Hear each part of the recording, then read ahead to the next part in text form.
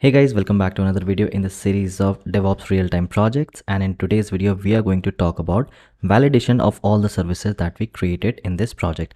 So if you have been following this video series since the start, you will come to know that we have created a lot of services. We have like RabbitMQ, we have set up the database, Memcache, and the other services like the app. We have set up all of them. All right, now we are going to validate that because we have created till the last video we have created all of them, and now we are going to validate them. Okay, so before starting the video, you know the drill, that if you are new over here and have not subscribed my channel yet, kindly do so. So without further ado, let's understand how this validation goes. Okay, so if you can see on my screen right now, you can see there is a manual provisioning server name, and for all of them this is web01, app1, this is RabbitMQ, this is Memcache, and this is TB. Okay, so make sure all of them is running. Now there is a folder in which you have to go. This is the manual provisioning folder which you already know. Just right click over there, go to show more options and go to git bash here. Okay, so once this opens in your screen, you can just maximize that, and let's see what we'll do. We'll just do vagrant ssh, we'll ssh into web01, hit enter. It can take up to a few seconds, and then it will just log in and show you the details. Okay, so this is Ubuntu, you already know that. Let me just clear this. I'll just clear this, and after that I'll just ifconfig. I want to know the IP because this is where I want to show you something. Now here in enp0s2 you can see there is something known as 198.168.33 and 11. Copy this, we are going to take care of that.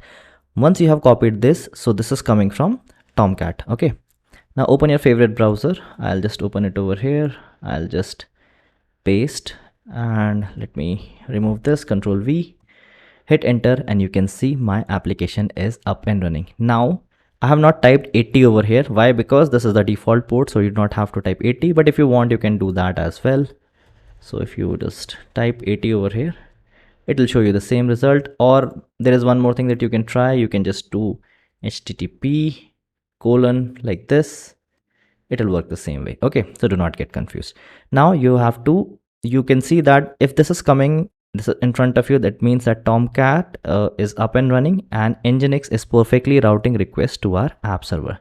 So this is perfect. Now we'll log in using a username admin_vp, and this password is exactly the same. So just copy this, hit tab, Control V, and login. Okay, you can save the password if you want.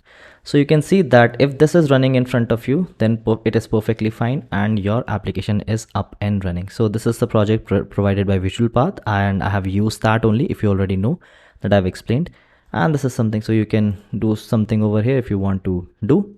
So this is the first thing that we have tested, that our Tomcat and Nginx server is running perfectly. All right, now there are other services as well that we have to take care of. So first of all was the RabbitMQ. So if you can see RabbitMQ is over here, I just click on RabbitMQ. Let's see what happens. Now if you are running it for the first time, this can take up to a lot of time, like 1 or 2 minutes. Okay, so this can take up a lot of time because if you're running for the first time, and that's what I'm doing over here, is I'm running it for the first time, so it can take up to few seconds. So it will generate some queues over here, and let's see, let's wait for another few seconds. I won't pause the video because I just want you to show the real time that what is happening over here, and let's see if it generates some queues.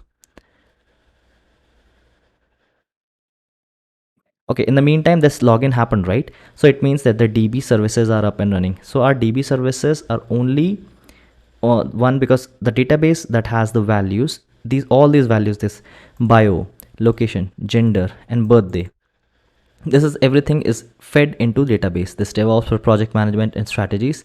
Okay, let me go back. Okay, so all of this is coming from where? Coming from the database. So this database, so that means three things we have validated: the DB services, the DB services, the app is up and running, and our Tomcat and Nginx is running fine. Okay, I clicked on RabbitMQ. I think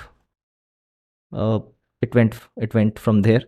So let me pause the video now, and we'll just wait for the RabbitMQ. Okay, so as you can see on my screen now, this is generated 2 connections. RabbitMQ initiated 6 channels, 1 exchange, and 2 queues. So the spelling is wrong over here. You can change if you want. Okay, I'll just go back. So my RabbitMQ is also running perfectly all right. Now we have to check whether the Memcache is running fine or not. So all users will be taken from memcache. So I'll click over here and it will show me some users. So this is the users list. This is the users ID 7, 8, 9, 10, 11, 12, 13. So let us click on something else. So this is the user that we are using. You can use any user. I'll just click on 7 and you can see this is admin VP 7, date of birth, this and this, a lot of extra details. Okay, this is coming from here. Now pay attention to this. It is saying that data is from DB and data inserted is inserted in cache. So it means that there is a DB and this data, whatever we have clicked on, is inserted in cache. So now my cache has the data from which I have clicked this user. Now what will I do? So it has, I'll go back and you can see that it has loaded all the users from the DB and now it will store in memcache. Now I'll select the same user again, 7, and you can see how fast it loaded. And this is saying that data is from cache. This means my memcache is running fine. Did you pay attention to this? This is one of those things that we wanted to test, that our database and cache, the memcache part, is running fine. So as soon as I clicked, it took a lot of time. Now I'll give you one more example of it. Now let us click on this Sai Kumar and 12. Data is from DB and data inserted in cache. So now once for the first time you click on it, the data would be inserted in cache. Go back and click on it again. Within a span of few seconds, few milliseconds, it took the data from cache. So that is how it is done, guys. Okay, so I hope you guys have understood it, because we have discussed about all the things that we have installed in the system. Now we have validated it, and now this project is up and running and ready to go. So if you have any doubt, feel free to comment below, and we will understand that and we will address that. And I want you to understand this project fully, because the upcoming projects would be based on this project. Because right now, if you pay attention to this, what you'll see over here, you can see this is manual provisioning. All this is manual provisioning. We have done a few things in which we have done thing manually, and we have spun from Vagrant file.